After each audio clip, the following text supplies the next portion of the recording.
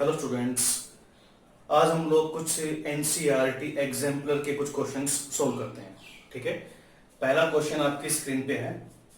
A uniform magnetic field exist in the plane as shown in figure. In the field an electron and a proton move as shown. The force experience by electron and proton.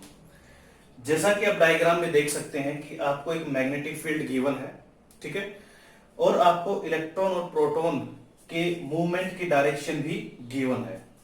आपसे question में क्या पूछ रहा है कि बताइए कि electron और प्रोटॉन इन दोनों पे फोर्स है वो किस डायरेक्शन में लगेगा। ऐसे क्वेश्चन हम लोग पहले भी कर चुके हैं, ठीक है, बट ये एनसीईआरटी एग्जाम्पलर का क्वेश्चन है, important for board, important question ये, ठीक है, और बोर्ड पॉइंट ऑफ व्यू से बहुत ही ज्यादा इंपॉर्टेंट है। ठीक है, इस टाइप के जितने भी क्वेश्चंस हैं वो आपको आने चाहिए। वैसे तो वही क्वेश्चन मैंने करवाए भी हैं आपको लास्ट वीडियो में, आप लोग देख सकते हैं। इसको और हम ट्राई करते हैं। तो ये जो डायरेक्शन है, देखो ये मैग्नेटिक फील्ड की डायरेक्शन है, ठीक है, और ये इस डायरेक्शन में इलेक्ट्रॉन आ रहा है, ठीक है, इलेक्ट्रॉन की एक बीम इस डायरेक्शन में मूव कर रही है और प्रोटॉन की एक बीम अपर डायरेक्शन में मूव कर रही है।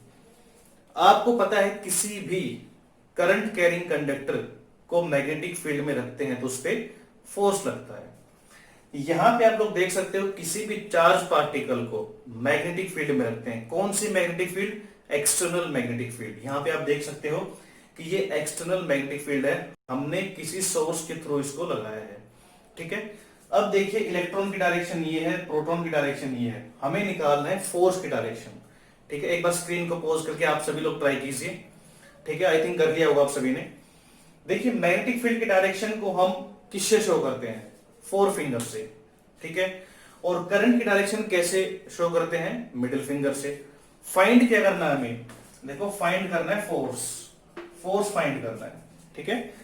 तो बताइए कौन से रूल से हम लोग फोर्स की वैल्यू फाइंड कर सकते हैं या फोर्स की डायरेक्शन फाइंड कर सकते हैं? That is Fleming's left hand rule.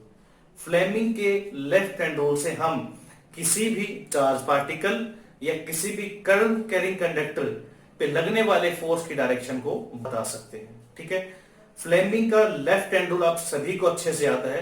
Fleming का लेफ्ट हैंड रूल क्या कहता है कि अगर हम हमारे लेफ्ट हैंड को कुछ इस टाइप से स्ट्रेच करें कि four finger, middle finger and thumb are perpendicular to each other, ठीक है।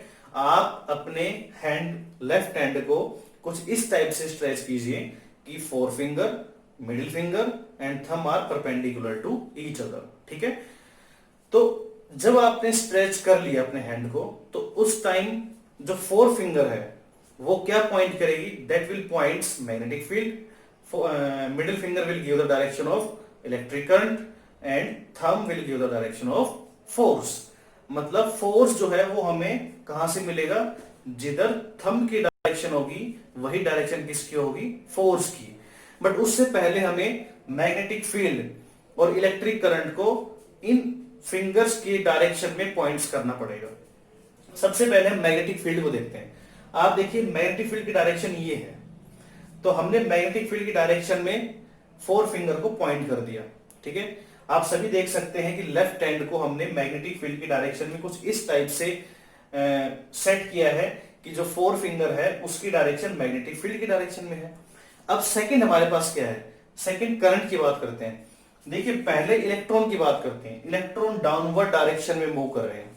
आप सभी को पता है कि अगर इलेक्ट्रॉन्स डाउनवर्ड डायरेक्शन में मूव करेंगे तो करंट है उसकी डायरेक्शन क्या होनी चाहिए? इसके जस्ट अपोजिट, क्योंकि जिस डायरेक्शन में इलेक्ट्रॉन फ्लो करते हैं उनसे जस्ट अपोजिट करंट फ्लो करता है, ठीक है। इसके विपरीत जस्ट रिवर्स, जिस डायरेक्शन में पॉजिटिव चार्ज पार्टिकल चलते हैं उस डायरेक्शन में, और जिस डायरेक्शन में आप देख सकते हैं प्रोटॉन मूव करेगा उस डायरेक्शन में, या कहीं पॉजिटिव चार्ज पार्टिकल जिस डायरेक्शन में मूव करेगा उस डायरेक्शन में करंट की डायरेक्शन होगी। आप दोनों ही चीजों को अच्छे से ध्यान रखें कि करंट की direction either opposite to the electric charge electrons या फिर in the direction of positive charge particle. जिस डायरेक्शन में इलेक्ट्रॉन्स मूव करेंगे इससे जस्ट अपोजिट डायरेक्शन में करंट फ्लो करेगा, ठीक है। अदरवाइज वी कैन से जिस डायरेक्शन में पॉजिटिव चार्ज पार्टिकल मूव करेगा in that direction current will move, okay.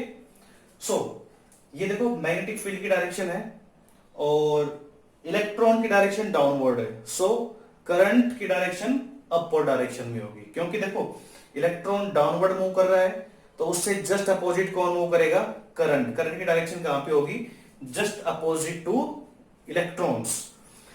तो आप देख सकते हैं थंब की डायरेक्शन कहां पे है, इनवर्ड इनटू द बोर्ड, ठीक है।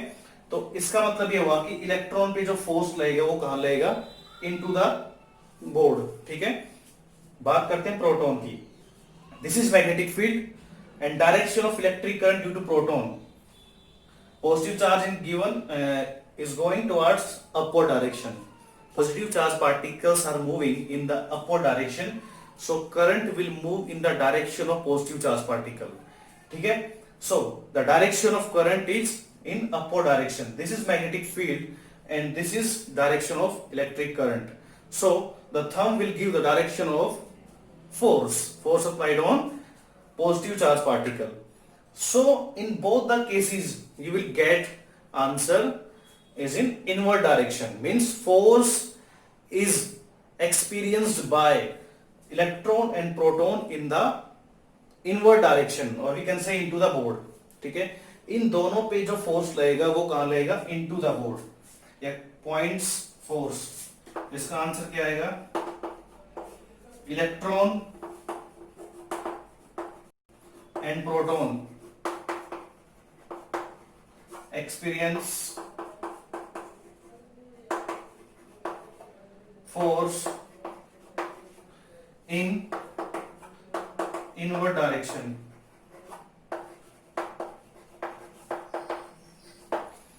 Inward direction में force लगेगा, ठीक है।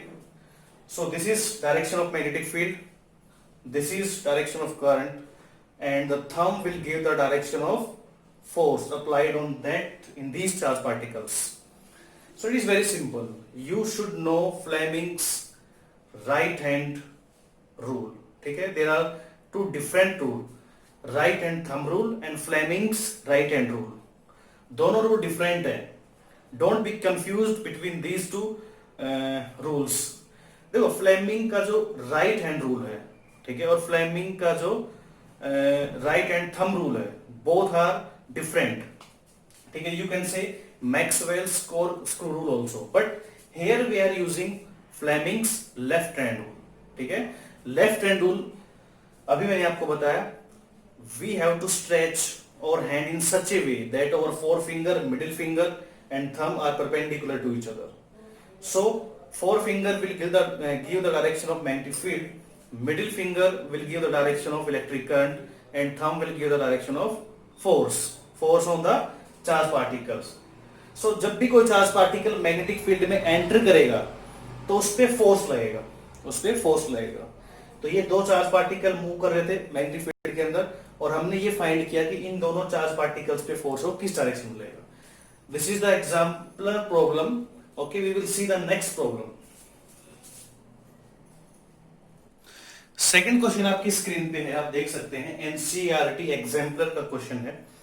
क्वेश्चन में क्या कह रहा है, A B is a current carrying conductor. A B आपके पास करंट कैरिंग कंडक्टर है, ये आपके पास ए बी एक करंट कैरिंग कंडक्टर गिवन है।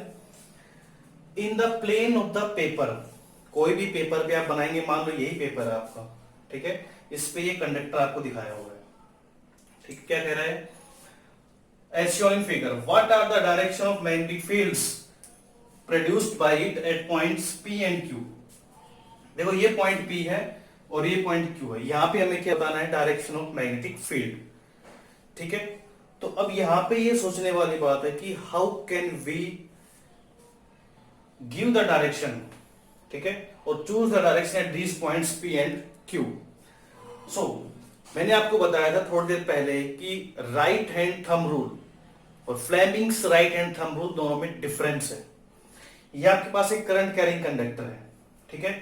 जब आप इस करंट कैरिंग कंडक्टर को होल्ड करेंगे, ठीक है, तो डायरेक्शन ऑफ थंब क्या बताएगा आपको, करंट की direction and the curve finger will give the direction of magnetic field. जैसे फॉर एग्जांपल ये हमारे पास एक करंट कैरिंग कंडक्टर है, ठीक है, मान लो ये प्लेन और पेपर पर इस तरह इस टाइप से प्लेन और पेपर पे रखा हुआ है, ठीक है। हम इसको होल्ड करते हैं, ठीक है, और ये डायरेक्शन ऑफ क्या है, डायरेक्शन ऑफ करंट। आप देख सकते हैं direction of current upward direction में है, और ये पेपर है हमारे पास। तो पेपर के इस पॉइंट पे मैग्नेटिक फील्ड बतानी है और एक इस पॉइंट पे क्या बतानी है, मैग्नेटिक फील्ड। तो जैसे होल्ड करेंगे हमारी फिंगर है वो इस पॉइंट पे कहां जा रही है, इनवर्ड इनवर्ड, और ये ऐसे कर्ल करेंगे तो यहां से पॉइंट आउट, मतलब ये फिंगर क्या बता रही है, यहां से तो आउटवर्ड डायरेक्शन में इस पॉइंट पे। जैसे यहां पे इसको होल्ड करो आप, तो ये देखो फिंगर है वो इनवर्ड डायरेक्शन में जा रही है, इनवर्ड, ठीक है। और जैसे आप इसको होल्ड करोगे ये फिंगर है यहां से आउटवर्ड डायरेक्शन में आ रही है, ठीक है। तो P पॉइंट पे जो किसकी डायरेक्शन, मैग्नेटिक फील्ड की डायरेक्शन किधर है, इनवर्ड, तो यहां पे इनवर्ड, ठीक है। मींस आपसे कोई पूछे कि इस करंट कैरिंग कंडक्टर की वजह से P पॉइंट पे मैग्नेटिक फील्ड की डायरेक्शन क्या है, that will be inward into the board, into the page, into the paper, and eight the point Q outward, ठीक है, outward, these two points. So at point P the direction of magnetic field is inward direction and point Q direction of magnetic field is outward direction. Clear? तो ये direction of magnetic field हम लोग find कर सकते हैं by using Fleming's right hand thumb rule, only right hand thumb rule, ठीक है। अब देखिए ये जो डिस्टेंस है, ठीक है, यहां पे क्वेश्चन में गिवन होता है कई बार कि R1 is greater than R2, ठीक है। ये जो डिस्टेंस है R1 ये R2 से ज्यादा है, ठीक है। तो आपसे पूछेगा कि बताओ मैग्नेटिक फील्ड की जो स्ट्रेंथ है वो कहां पे ज्यादा होगी। तो हम लोग ये पढ़ चुके हैं स्ट्रेट करंट कैरिंग कंडक्टर में कि जितना हम कंडक्टर से दूर जाते जाएंगे मैग्नेटिक फील्ड की वैल्यू या कहें मैग्नेटिक फील्ड की स्ट्रेंथ कम होती जाएगी, ठीक है। तो आप यहां से ये बता सकते हो कि magnetic field at point P is greater या कह सकते हैं लेस देन, क्योंकि ये डिस्टेंस दूर है, ठीक है भाई। R1 जो है वो R2 से ज्यादा है, तो यहां पे मैग्नेटिक फील्ड की वैल्यू कम होगी as compare to this point. So हम लिख सकते हैं magnetic field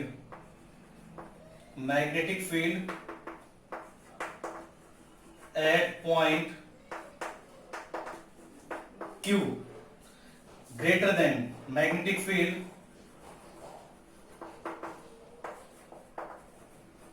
at point P, ठीक है। तो यहां से हमें क्या सीखने को मिला, सबसे पहली बात कि किसी भी करंट कैरिंग कंडक्टर के दोनों तरफ अगर आप मैग्नेटिक फील्ड की डायरेक्शन पता करना चाहते हैं तो आपको राइट हैंड थंब रूल आना चाहिए। According to right hand thumb rule, अगर आप किसी कंडक्टर को अपने राइट हैंड में होल्ड करते हैं तो direction of thumb will give the direction of current and the curve finger will give the direction of magnetic field. तो यहां पे देखिए इस पॉइंट पे P पॉइंट पे जैसे आप होल्ड करोगे this curling finger will give the direction of magnetic field and that is inward direction. P point पे इनवर्ड डायरेक्शन में मैग्नेटिक फील्ड की डायरेक्शन है and at point Q outward direction में magnetic field की direction है and R1 is greater than R2, so magnetic field की value R2 या कहें कि P पॉइंट पे कम होगी as compare to Q point. जितना आप कंडक्टर के पास आते जाएंगे उतनी मैग्नेटिक फील्ड की वैल्यू बढ़ती जाएगी, ठीक है। तो ये सेकंड क्वेश्चन था अपने पास। एक थर्ड क्वेश्चन और हम यहाँ पे देखते हैं। Third question, next question solenoid से रिलेटेड है, ठीक है। कुछ इस टाइप से क्वेश्चन फ्रेम किया जाता है। Strength of magnetic field inside a long current carrying straight solenoid is. Option आपसे कह सकता है कि एंड पॉइंट पे मैक्सिमम मैग्नेटिक फील्ड होगी, मिड पॉइंट पे होगी, ठीक है, outside the solenoid maximum magnetic field होगी। ये कुछ 4-5 ऑप्शन आपको दे सकता है डिफरेंट टाइप से। सोलेनोइड के बारे में हम सभी को नॉलेज है, अच्छे से हम पढ़ चुके हैं कि सोलेनोइड कैसे बिहेव करता है। Solenoid is behaving like a bar magnet, ठीक है, एक बार मैग्नेट की तरह ये बिहेव करता है, ठीक है। और अगर देखो हम यहां पे इसको करंट फ्लो करवा दें, इसमें बैटरी से इसको कनेक्ट करवा दें, तो आपको पता है करंट फ्लो करेगा इसमें। और सोलेनोइड का जो एक पार्ट है, जो एक फेस है, वो मैग्नेट के एक पोल की तरह बिहेव करेगा, either north either south, depend on the direction of electric current.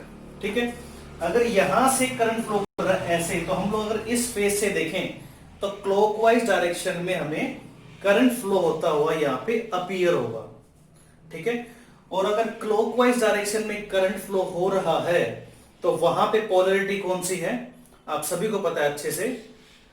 देखो जैसे मैं बता देता हूं आपको, ये क्लॉकवाइज डायरेक्शन में करंट मूव कर रही है, तो यहां पे कौन सा पोल होगा, साउथ पोल। तो एक पॉइंट पे कौन सा पोल है, साउथ पोल। अगर यहां पे साउथ पोल है तो यहां पे नॉर्थ पोल होगा, क्योंकि अपोजिट फेस से देखने पे हमें जो पोलैरिटी इस साइड से दिख रही है उसका जस्ट रिवर्स उधर होगी, क्योंकि करंट की डायरेक्शन उधर जस्ट रिवर्स होगी इससे। ठीक है, तो मैग्नेटिक फील्ड की डायरेक्शन कहां से कहां लेते हैं, साउथ, नॉर्थ से साउथ। ठीक है भाई, नॉर्थ से साउथ, यहां से कुछ इस टाइप से, और ये इनसाइड द मैग्नेटिक फील्ड। ठीक है, कुछ इस टाइप से हम ले सकते हैं। तो आप देखो नॉर्थ से साउथ डायरेक्शन में क्या है, मैग्नेटिक फील्ड की डायरेक्शन है। ठीक है, मतलब नॉर्थ से स्टार्ट होता है और साउथ पे एंड होता है। ठीक है, तो बात करते हैं इनसाइड। देखो यहां पे इनसाइड की बात कर रहा है, इनसाइड, ये इनसाइड की बात कर रहा है कि सोलेनोइड के इनसाइड जो है वो मैग्नेटिक फील्ड की जो डायरेक्शन पूछ रहा है आपसे, स्ट्रेंथ पूछ रहा है, चलो स्ट्रेंथ पूछ रहा है। तो अगर इसके अंदर की मैग्नेटिक फील्ड अगर हम यहां बनाएं, ठीक है भाई, inside a solenoid magnetic field कैसी दिखेंगे आपको, कुछ इस टाइप से दिखाई देंगे आपको।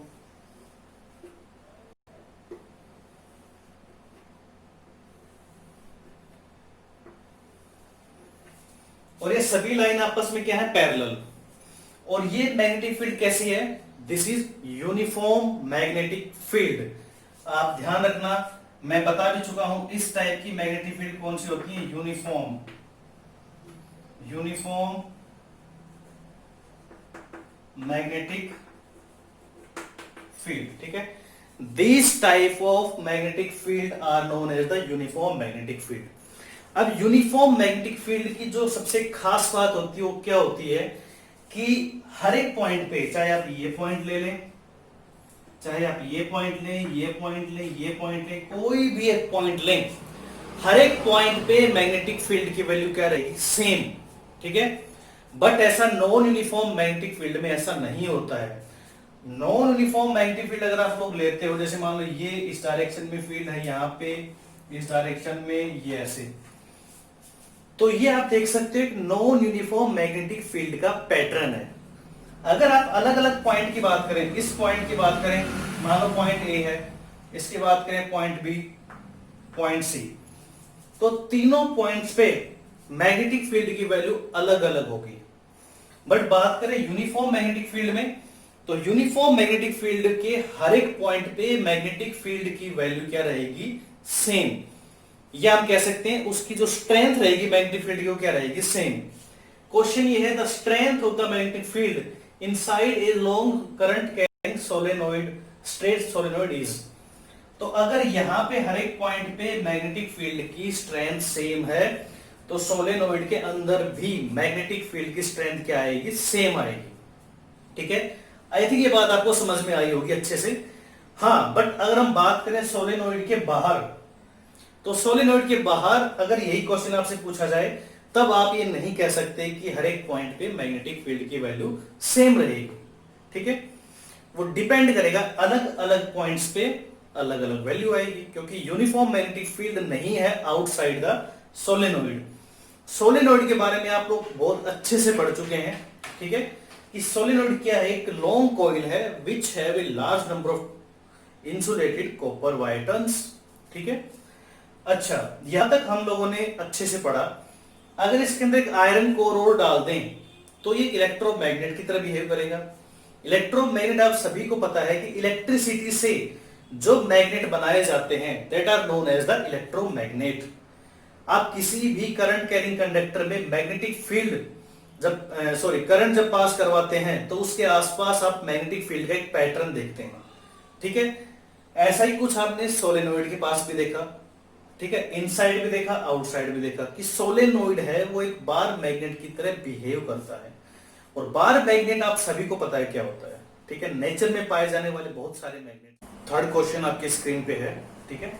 अब की बार हमने एक एनसीईआरटी का क्वेश्चन लिया है।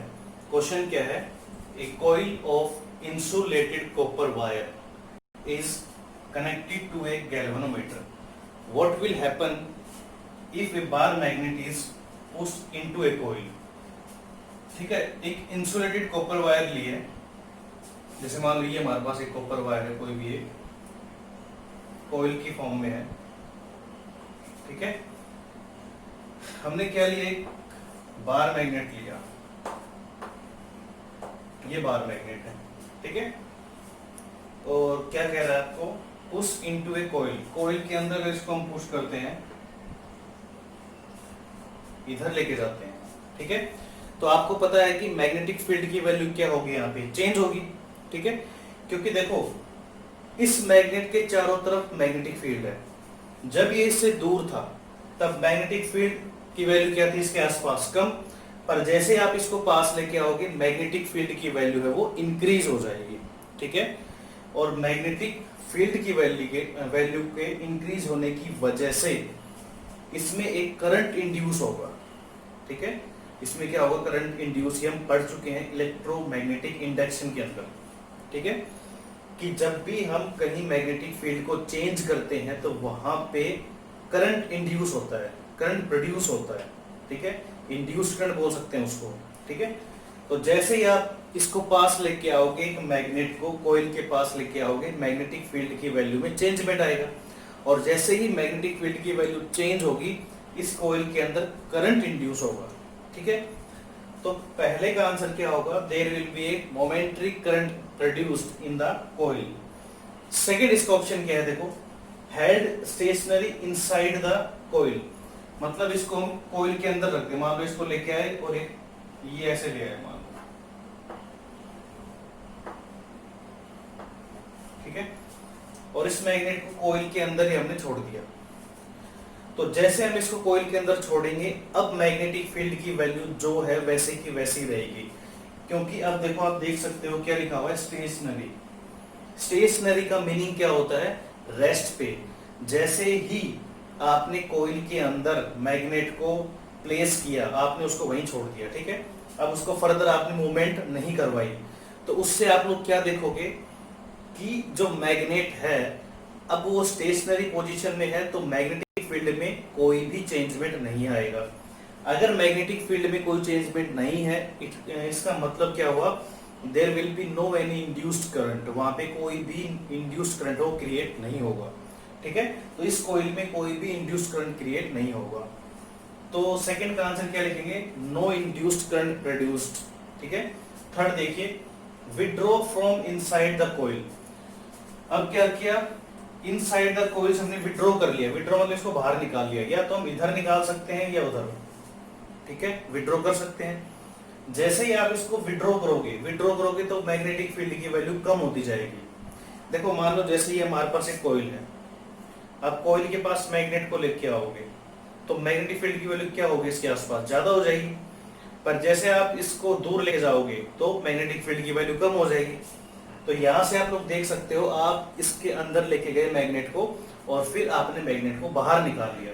जैसे ही बाहर निकालोगे जो करंट है, ठीक है, वो प्रोड्यूस तो होगा, ठीक है, बट अब आप देख सकते हो कि मैग्नेटिक फील्ड में चेंजमेंट हो रहा है, अब डिक्रीज हो रही है, यहाँ पे इंक्रीज हो रही थी अब डिक्रीज हो रही है, तो करंट की डायरेक्शन भी क्या हो जाएगी, चेंज हो जाएगी, ठीक है। मैग्नेटिक फील्ड यहाँ पे क्या हो रही है, इंक्रीज, और बाहर निकालेंगे तो क्या हो रही है, डिक्रीज, ठीक है। तो हमारे पास एक क्वेश्चन था, ये इलेक्ट्रोमैग्नेटिक इंडक्शन का एक क्वेश्चन था, ठीक है, इस टाइप का क्वेश्चन भी आपसे पूछा जा सकता है। इलेक्ट्रोमैग्नेटिक इंडक्शन आप सभी को पता है कि जब हम मैग्नेटिक फील्ड को चेंज करवाते हैं किसी भी कॉइल में या किसी भी एक वायर को लो आप, और मैग्नेटिक फील्ड में अगर आप उसको मूवमेंट करवाते हैं, ठीक है, तो वहां पे करंट इंड्यूस होता है, ठीक है। इस फिनोमिना को हम क्या बोलते हैं, इस फिनोमेना को बोलते हैं इलेक्ट्रोमैग्नेटिक इंडक्शन। और यहाँ पे जो करंट प्रोड्यूस होता है उस करंट की डायरेक्शन हम कैसे पता करते हैं? By Fleming's right hand rule. ठीक है, फ्लेमिंग के राइट हैंड रूल से आप इंड्यूस्ड करंट की डायरेक्शन पता कर सकते हैं। जैसे आपका राइट हैंड है, आप राइट हैंड को इस टाइप से स्ट्रेच करेंगे, वही जैसे आप लेफ्ट हैंड को करते थे कि four finger, middle finger and thumb are perpendicular to each other, so four finger will give the direction of magnetic field, middle finger will give the direction of induced current and thumb will give the direction of movement of conductor। आप जिस direction में conductor को movement करवा रहे हैं, ठीक है, या मोशन या फिर फोर्स, दोनों ही आप बोल सकते हो। ठीक है, तो ये आपके पास इलेक्ट्रोमैग्नेटिक इंडक्शन का एक क्वेश्चन था। ठीक है, इलेक्ट्रोमैग्नेटिक इंडक्शन किसका प्रिंसिपल है? ठीक है, आप सभी को पता ही है, इलेक्ट्रिकल जनरेटर का एक प्रिंसिपल है। ठीक है, कि जब भी हम मैग्नेटिक फील्ड को चेंज करवाते हैं वहां पे करंट प्रोड्यूस होता है। आपको पता है इलेक्ट्रिकल जनरेटर भी क्या करता है? करंट को प्रोड्यूस ही करता है। प्रोड्यूस भी नहीं कह सकते तो क्या करता है? कन्वर्ट करता है, मैकेनिकल एनर्जी को इलेक्ट्रिकल एनर्जी में कन्वर्ट करता है। ठीक है, तो यहाँ पे इलेक्ट्रोमैग्नेटिक इंडक्शन के बारे में हम लोगों ने पढ़ा। ठीक है, कुछ एक्सपेरिमेंट मैंने आपको करवाए थे इलेक्ट्रोमैग्नेटिक इंडक्शन के, आई थिंक आप सभी को ध्यान भी होंगे वो। ठीक है, फैराडे के एक्सपेरिमेंट थे वो, मैंने आपको लास्ट वीडियो में आपसे डिस्कस किए थे। ठीक है, तो फ्लेमिंग का राइट हैंड रूल हमें पता चल गया, फ्लेमिंग का लेफ्ट हैंड रूल हमें पता चल गया। ठीक है, और हम लोगों ने किसी करंट कैरिंग कंडक्टर को मैग्नेटिक फील्ड में रखते हैं तो उस पर फोर्स लगता है, इसको भी हम लोगों ने डिस्कस किया। ठीक है, हमने बहुत सारे उसके न्यूमेरिकल्स भी किए हुए हैं। ठीक है, तो जैसे मैंने आपको बताया कि एक्सपेरिमेंट जो हम करते हैं, मान लो अपने पास ये एक कई सारे टर्न्स है, मान लो इसको हमने जोड़ दिया किससे? गैल्वेनोमीटर से। ठीक है, और यहाँ पे एक कॉइल और लेते हैं हम लोग,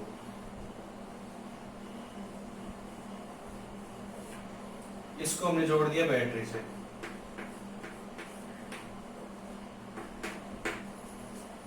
जैसे ही आप लोग यहाँ पे करंट को, या कहीं तो वोल्टेज, देखो वोल्टेज, ये करंट की डायरेक्शन है।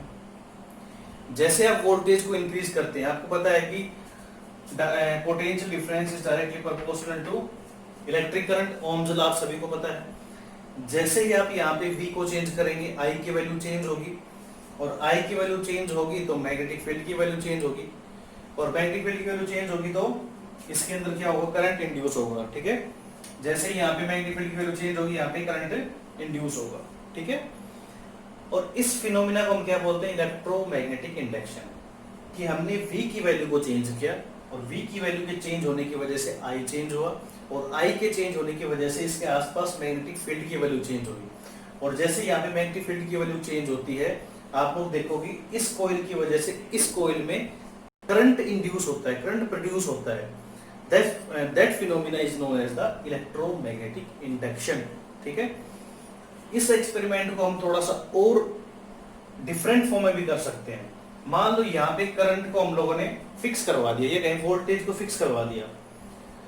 वोल्टेज फिक्स करवाने के बाद हम मान लो इसको थोड़ा सा दूर लेके जाएं और पास लेके आए, तो इसकी वजह से मैग्नेटिक फील्ड में चेंजमेंट आएगा, क्योंकि इसके आसपास क्या होगी? मैग्नेटिक फील्ड होगी। हमें ये तो पता ही है कि मैग्नेटिक फील्ड की वैल्यू को हम चेंज कैसे कर सकते हैं? बाय इंक्रीजिंग करंट और बाय डिक्रीजिंग करंट। तो अगर आप यहाँ करंट को कांस्टेंट कर देते हैं तो मैग्नेटिक फील्ड की वैल्यू भी कांस्टेंट हो जाएगी। ठीक है, और मैग्नेटिक फील्ड की वैल्यू अगर एक बार कांस्टेंट हो गई तो यहाँ पर मैग्नेटिक फील्ड की वैल्यू चेंज नहीं होगी, और मैग्नेटिक फील्ड की वैल्यू अगर चेंज नहीं होती है तो यहाँ पे कोई भी करंट इंड्यूस नहीं होगा। तो मैग्नेटिक फील्ड की वैल्यू को चेंज करवाने के लिए, और कंडीशन में क्या दे दी यहाँ पे? कंडीशन आपको ये दी गई है कि अब हम वोल्टेज को नहीं बढ़ाएंगे, हम करंट को नहीं बढ़ाएंगे। पहले आपके पास आप फ्री थे कि आप वोल्टेज को बढ़ा सकते हैं, तो आपने यहीं से काम चला लिया, वोल्टेज को बढ़ाते गए, करंट भी बढ़ता गया, मैग्नेटिक फील्ड की वैल्यू भी इंक्रीज होती गई, और यहाँ पे आपने देखा कि डिफ्लेक्शन दिखा रहा है गैल्वेनोमीटर।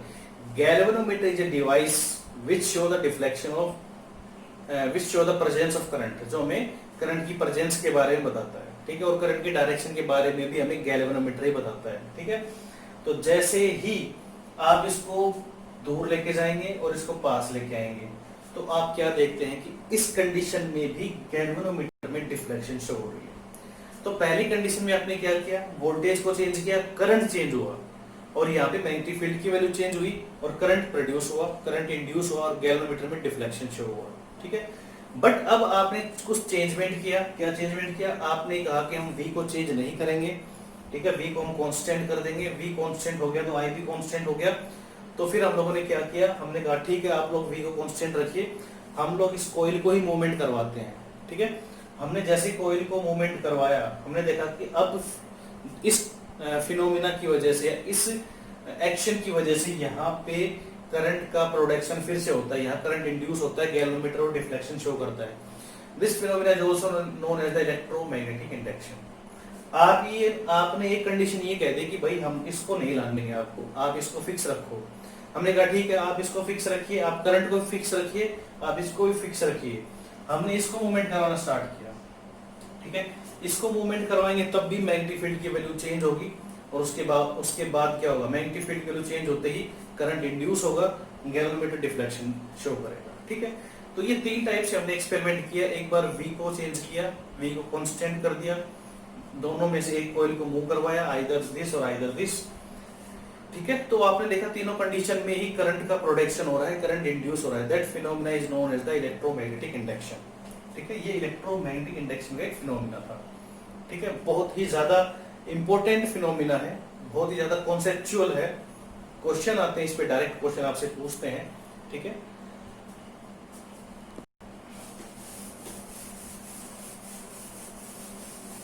और स्टेट एक्सपेरिमेंट आप लोग पढ़ ही चुके हो। ठीक है, फिर से मैं आपको एक बार याद दिला देता हूं।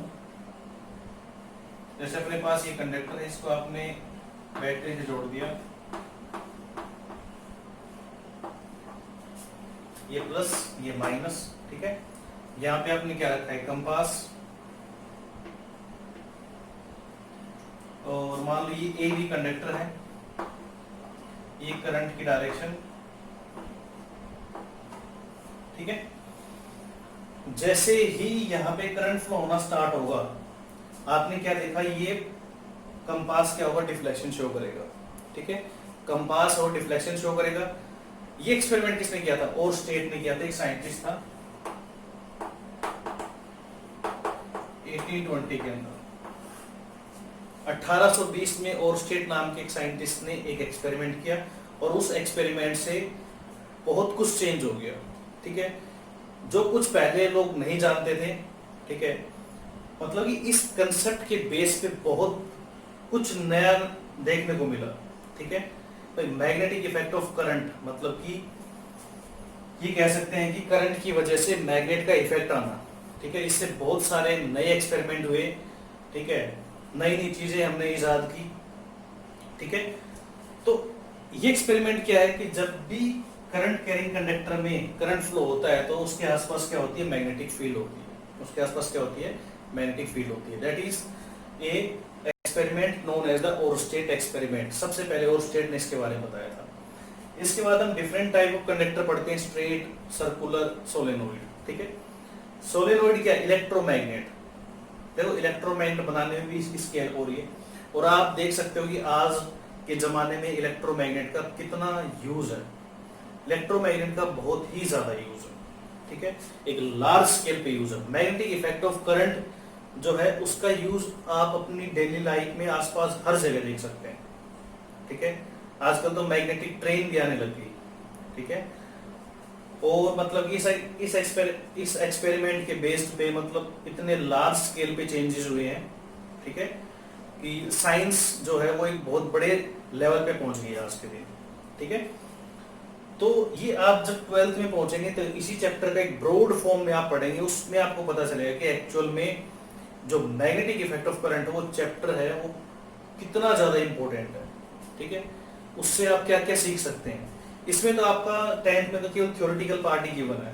ठीक है, आप मैथमेटिकल पोर्शन भी स्टडी करेंगे। अभी हमने यहाँ पे सोलेनोइड को स्टडी किया, ओनली एक थ्योरेटिकल पार्ट स्टडी किया है। 12th में भी एक थ्योरेटिकल पार्ट ही पढ़ाते हैं, क्योंकि सीबीएसई ने वहां से मैथमेटिकल ट्रीटमेंट हटा रखा है सोलेनोइड का और टोरॉइड का भी। ठीक है, बट फिर भी ठीक है मैथमेटिकल पार्ट होता है, इसका भी कंपटीशन लेवल पे आप लोग इसको पढ़ोगे। तो और स्टेट ने ये एक्सपेरिमेंट किया, ये कंपास था, मैंने आपको एक सिंपल सा रूल बताया था, आपको याद हो तो सुनो। जैसे मान लो ये हमारे पास नॉर्थ है, ये साउथ है, ठीक है, ये ईस्ट है और ये वेस्ट है, कि अगर साउथ से नॉर्थ की तरफ करंट जाता है तो डिफ्लेक्शन किधर होगा, वेस्ट में। और अगर उल्टा होता है, मतलब कि नॉर्थ से साउथ में करंट जाता है तो डिफ्लेक्शन किधर होगा, ईस्ट में। ठीक है, ये सिंपल सा रूल अगर आप याद रखेंगे तो आपको कंपास के डिफ्लेक्शन में कोई दिक्कत नहीं आएगी। जब कहीं भी आप से पूछा जाएगा, आप डायग्राम बनाएंगे और आपको ये पता नहीं चलेगा कि कंपास का डिफ्लेक्शन किधर शो करे, तो आप इसको याद रख सकते हैं। ठीक है, तो ये ओर्स्टेड का एक एक्सपेरिमेंट था।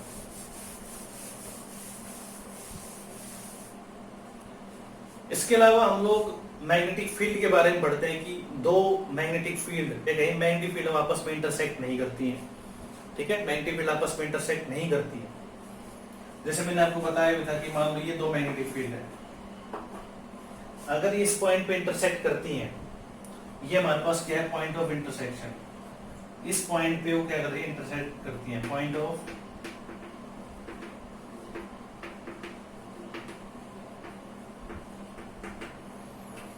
इंटरसेक्शन। ठीक है, यहाँ पे इंटरसेक्ट करती है। तो देखो यहाँ पे पता है हम मैग्नेटिक फील्ड की डायरेक्शन कैसे पता करते हैं। देखो सिंपली अगर आपको देखो मैग्नेटिक फील्ड, मान लो ये आपको मैग्नेटिक फील्ड दे दी कि भाई ये मैग्नेटिक फील्ड है, और आपको बहुत सारे पॉइंट दे दिए, ये पॉइंट दे दिया ए, मान लो बी, यहाँ पे सी, और आपसे पूछा जाए कि बताओ ए बी सी पॉइंट पे मैग्नेटिक फील्ड की डायरेक्शन क्या आएगी, तो आप क्या ड्रॉ करोगे, टेंजेंट ड्रॉ करोगे आप। तो ए पॉइंट पे टेंजेंट ड्रॉ किया, फिर बी पॉइंट पे, फिर सी पॉइंट पे, अलग अलग पॉइंट पे आपने टेंजेंट ड्रॉ किया, और ये टेंजेंट क्या बताएंगे आपको, डायरेक्शन ऑफ मैग्नेटिक फील्ड। ठीक है, ध्यान रखना इस चीज का। वैसे ही इस पॉइंट पे टेंजेंट ड्रॉ करेंगे तो एक टेंजेंट ये आएगा और एक टेंजेंट ये आएगा, तो दो डायरेक्शन हो गए मैग्नेटिक फील्ड के। दैट इज नॉट पॉसिबल, ऐसा पॉसिबल ही नहीं है कि एक ही पॉइंट पे मैग्नेटिक फील्ड की दो डायरेक्शन आए। Dear students, it is not possible. आप ये बोल सकते हैं at the point of intersection there will be two direction of magnetic field and it is not possible. So two magnetic field lines never intersect to each other. कभी भी आपस में intersect वो नहीं करती हैं। ठीक है, तो ये मतलब इंटरसेक्शन का जो ये पॉइंट है, मैंने आपको स्पेशली इसलिए बताया क्योंकि ये बहुत ही ज्यादा इंपॉर्टेंट है। एग्जाम में डायरेक्ट पूछ लेता है कई बार ये कि why two magnetic field lines not intersect to each other या never intersect to each other, तो आप लिखोगे at the point of intersection there will be two direction of magnetic field and it is not possible। ऐसा possible नहीं होता है।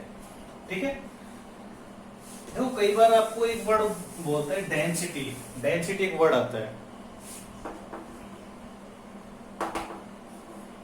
Density क्या होता है, घनत्व होता है। घनत्व का मतलब आप समझते हो। मान लो एक रूम है, मान लो एक रूम में मान लो 20 बच्चे बैठे हैं, और उसी साइज का एक रूम और है, उसमें 30 बच्चे बैठे हैं, तो किसकी डेंसिटी ज्यादा हुई भाई? दो सेम साइज के रूम है तो जिसमें ज्यादा बच्चे बैठे होंगे उसकी डेंसिटी क्या होगी, ज्यादा हो जाएगी। तो जैसे मान लो हमारे पास मैग्नेट है, नॉर्थ और साउथ डायरेक्शन है, तो नॉर्थ से साउथ डायरेक्शन में क्या होगी, मैग्नेटिक फील्ड की डायरेक्शन होगी। दोबारा बनाते हैं इसको। ये आपके पास एक मैग्नेट है, नॉर्थ साउथ, नॉर्थ से मैग्नेटिक फील्ड निकली साउथ में, यहाँ पे कुछ ऐसा ही, और इनसाइड अलग आएगा भी, इनसाइड। ठीक है, इनसाइड डायरेक्शन अलग आएगी इसकी।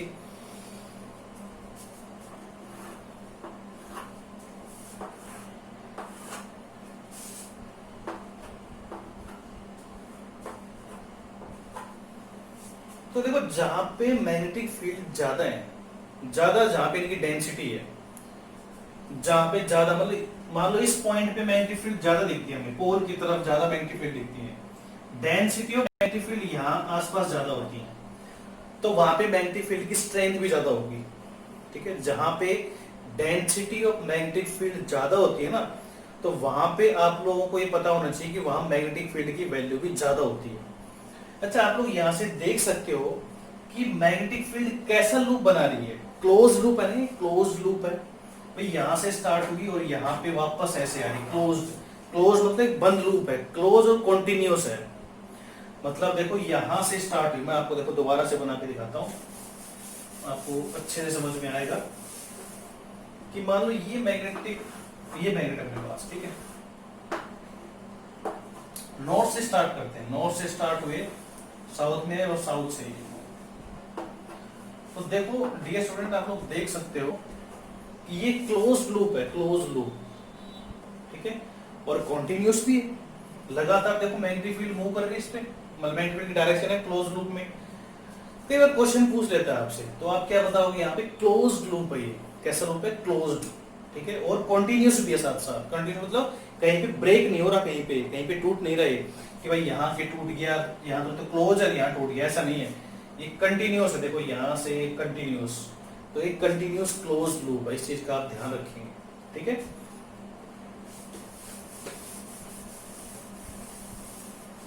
तो मैग्नेटिक इफेक्ट ऑफ करंट में इसी टाइप के क्वेश्चन आपसे पूछे जाते हैं। कुछ एनसीईआरटी एग्जाम्पलर के क्वेश्चन मैं आपसे डिस्कस कर चुका हूं, कुछ मैं आपको सेंड करूंगा पीडीएफ की फॉर्म में, ठीक है। आप उनको अच्छे से सोल्व करना। Any doubt, if you have any doubt in that questions, you may ask in doubt classes. अब डाउट क्लासेस में बेहिचक पूछ सकते हैं। ज्यादा से ज्यादा बच्चे जुड़े डाउट क्लास में, ठीक है। It's for your future, you are in 10th class now, ठीक है। जब कभी भी स्कूल खुलेंगे आपका सिलेबस देखो कंप्लीट होने को है, ठीक है। क्वेश्चंस हम करवा रहे हैं कॉन्टिन्यूसली, ठीक है। ईमानदारी से आप काम करेंगे, ठीक है, तो आपकी नॉलेज डेफिनेटली बढ़ेगी, ठीक है। एंड अपनी नॉलेज के लिए आप प्रयास करें, ठीक है। एग्जाम जो है आपके डेफिनेटली अच्छे ही होंगे, ठीक है। नॉलेज के लिए आप काम करें। जो आपको हम होमवर्क दे रहे हैं, जैसे मैं एनसीईआरटी एग्जाम्पलर के आपको क्वेश्चन सेंड करूंगा and you have to do them, आपको करने हैं आपको, ठीक है। फेयर नोटबुक में करने हैं आप।